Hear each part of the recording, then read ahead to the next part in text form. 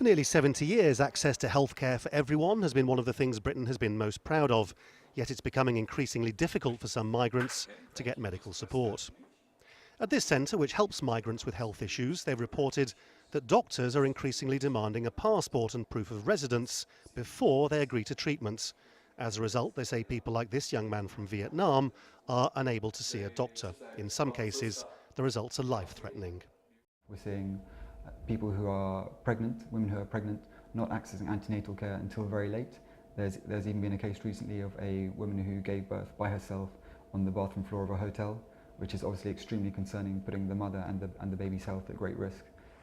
Things like this have started to happen even before the government's flagship immigration bill goes through Parliament. Under the plans, some migrants would have to pay up front into the health service. More dramatically, the same legislation would deport people convicted of a crime before they have the right to appeal, so they can't put down roots and then claim they have the right to stay.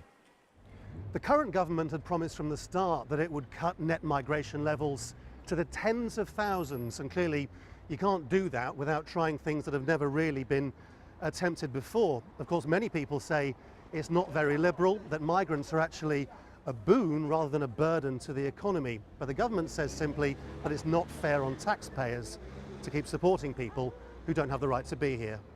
These things, says the government, are both fair and echo a widespread public mood. For most people who are out there, they're hard-working, they're paying into the system, they'll say it's not fair that people can carry on living here illegally. It's not fair that people can come in and use our public services like the health service. It's a national health service, not an international health service. Yet some activists say the aim is to destroy universal rights that have been accepted since the 1940s.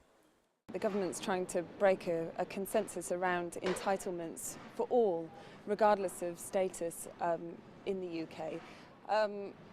It's actually, we're seeing a much more divisive politics taking over when it comes to accessing services, employment and opportunities in the UK that are resulting in potentially creating second-class citizens here.